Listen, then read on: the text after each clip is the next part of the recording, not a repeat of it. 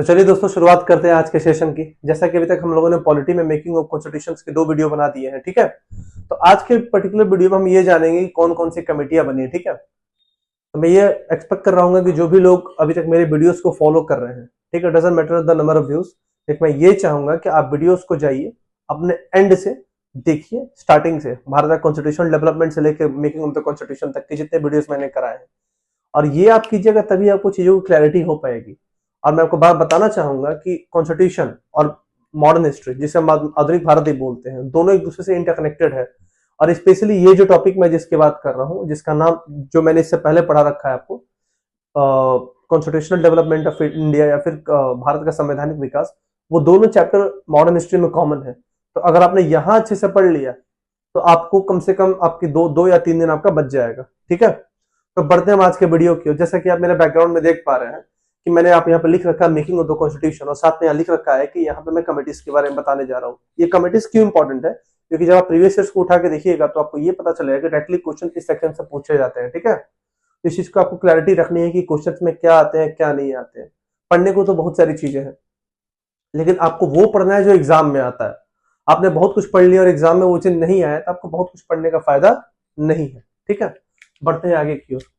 इसमें क्या लिखा हुआ है, चेयरमैन, मैंने एक और क्या लिया लिख दिया है, चेयरमैन लिखा और एक और कमिटीज लिख दिया है। तो ये सारी कमिटीज है जो कि मेकिंग ऑफ द इंडियन, मतलब भारतीय संविधान बनाने के पार्ट में कहीं ना कहीं भागीदार थी, ठीक है। अब बढ़ते हैं आगे की ओर। तो सबसे पहला नाम आप जो देख पा रहे होंगे इस लिस्ट में, जवाहरलाल नेहरू है। जवाहरलाल नेहरू।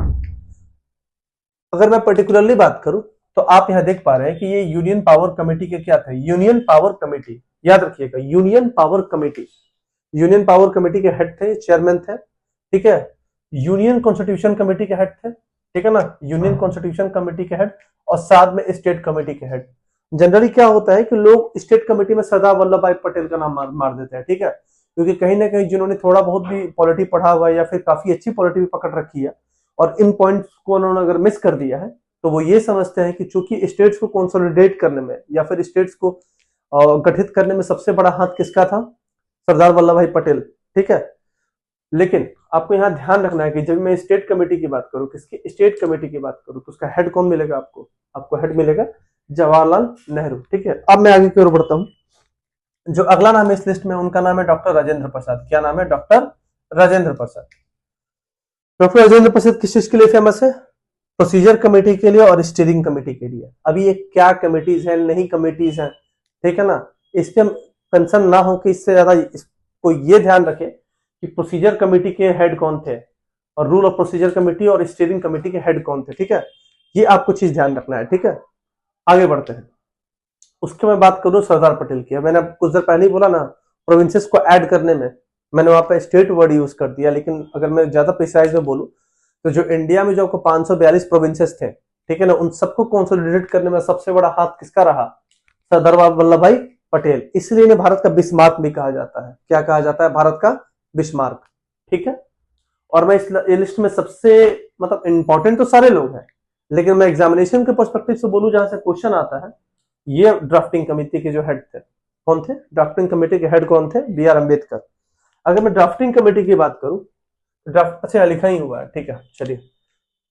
तो ये तो रहे बेसिकली कमिटीज के कौन कौन हेड रहे, 3-4 इंपॉर्टेंट जो एग्जाम के पॉइंट ऑफ व्यू से इंपॉर्टेंट है, ठीक है। लेकिन मैं इस ड्राफ्टिंग कमेटी को थोड़ा और एक्सप्लोर यहां करना चाहूंगा, थोड़ा सा और एक्सप्लोर करना चाहूंगा। क्या था इसमें, अब समझिए। ड्राफ्टिंग कमेटी जो कि 29 अगस्त 1947 को बनी थी, आप यहां देख पा रहे होंगे मेरे बैकग्राउंड में, कब, 29 अगस्त 1947 को बनी थी। पहली बात, ये बहुत इंपॉर्टेंट पॉइंट है। ड्राफ्टिंग कमेटी कब बनी थी, 29 अगस्त 1947 को, जिसमें कितने लोग थे, 7 लोग थे। कितने, 7। बहुत इंपॉर्टेंट पॉइंट है। कितने मेंबर्स थे, 7। क्वेश्चन कितनी बार पूछा गया है कि ड्राफ्टिंग कमेटी में कितने मेंबर्स थे, 7। ये भी क्वेश्चन पूछा गया है कि अंबेडकर को छोड़कर कितने मेंबर्स थे, तो उसका आंसर क्या होगा, 6, ठीक है। अंबेडकर को इंक्लूड करूं तो 7, अंबेडकर को छोड़ के 6। Are we clear, okay. और मैं अगर आगे की बात करूं, आप नीचे लिस्ट देख पा रहे होंगे कि मैं 7 लोगों का मैंने लिस्ट भी आपको दिखा रखा है, लेकिन ये लिस्ट इंपॉर्टेंट है। क्यों, क्योंकि यहाँ से क्वेश्चंस आते हैं, इनमें से कौन इसके मेंबर्स थे, कौन मेंबर्स नहीं थे। ये क्वेश्चन आपसे कितनी बार पूछा गया है, या तो आप लूसेंट की किताब को उठा के देख लीजिए, या फिर प्रीवियस ईयर किसी भी एग्जाम की, चाहे मैं एसएससी की बात करूं, स्टडीएस की बात करूं, वहां पे क्वेश्चन कितनी बार पूछा गया है, नाम दे दिया गया है और पूछा गया कि बताइए कि इनमें से ये कौन जो थे आपको ड्राफ्टिंग कमेटी के मेंबर नहीं थे। ठीक है, बढ़ते हैं आगे की ओर। इसमें सबसे पहला नाम तो बी आर अम्बेडकर खुद है। ठीक है, बी आर अम्बेडकर खुद है। उसके बाद दो नाम आपको एक साथ याद रखना है, अयंकर और आयर। अयंकर और आयर। ठीक है, अयंकर कौन थे? एन गोपाल स्वामी अयंगर। ठीक है, एन गोपाल स्वामी अयंगर। और दूसरा कौन थे? अल्लादी कृष्णा स्वामी अय्यर। ठीक है, एन गोपाल स्वामी अयंकर और अल्लादी कृष्णा स्वामी अय्यर। ठीक है, ये दो पॉइंट रहा, अल्लादी कृष्णा स्वामी अय्यर। अब मैं आगे के पॉइंट पे पढ़ू तो इसमें क्या लिखा हुआ है? डॉक्टर के एम मुंशी। क्या लिखा हुआ है? डॉक्टर के एम मुंशी। ये भी इंपॉर्टेंट नेम है। तो चार, अंबेडकर, अयंकर, आयर और मुंशी, चार नाम तो ये हो गया। एक मुसलमान थे जिनका नाम क्या था? सैयद मोहम्मद शादुल्लाह। ठीक है ना, सैयद मोहम्मद सादुल्लाह। क्या? सैयद मोहम्मद शादुल्लाह। क्या ये बात क्लियर है? अब हम बढ़ते हैं आगे की ओर। ये दो नाम को मैंने स्पेशली सबसे बॉटम में रखा है क्योंकि आप यहां देख पा रहे हैं कि ये जो दो इंडिविजुअल है इनके जगह पे पहले कोई दो लोग हुआ करते थे। ठीक है, तो वो पहले कौन से दो लोग थे हमें ये भी जानना है।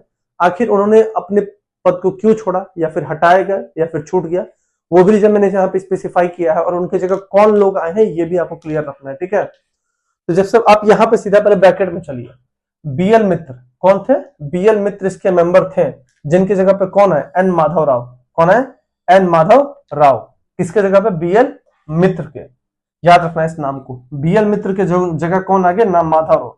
नाम तो आपको यही रहेगा कि N Madhav Rao, Saadulla, K M Munshi, Krishna Swami Ayyar, Gopal Swami Ayyangar, B R Ambedkar, लेकिन आपको इन दोनों इनका भी नाम याद रखना है कि बीएल मित्र की जगह कौन आए थे? एन माधव राव। ये रहे 6 मेंबर्स। और मैं लास्ट के मेंबर्स की अगर बात करूं, सेवंथ मेंबर कौन? सेवंथ मेंबर, तो सेवंथ मेंबर कौन थे हमारे? टीटी कृष्णामाचारी। कौन? टीटी कृष्णामाचारी, जिन्होंने किसको रिप्लेस किया था? डीपी खेतान को। तो उसको डीपी खेतान को। उनकी मृत्यु कब हो गई थी? 1948 में। तो ये रहा आज का कमेटी और ड्राफ्टिंग कमेटी के बारे में। ठीक है, और ये वीडियो काफी मैंने छोटा रखा है ताकि आपको चीजों को, क्योंकि वीडियो का गैप हो गया है काफी, तो मैं इसके लिए माफी चाहूंगा क्योंकि कुछ चीजें अनसर्टेन थी। लेकिन आप एक काम कीजिएगा कि आप इस चीज को जाइएगा, रिकॉल कीजिएगा, याद कीजिएगा, और मैं कोशिश करूंगा कि मैं वीडियो को कंसिस्टेंटली फॉरवर्ड करते रहूं यूट्यूब के एंड से। ठीक है, तब तक अपना ख्याल रखिए। धन्यवाद।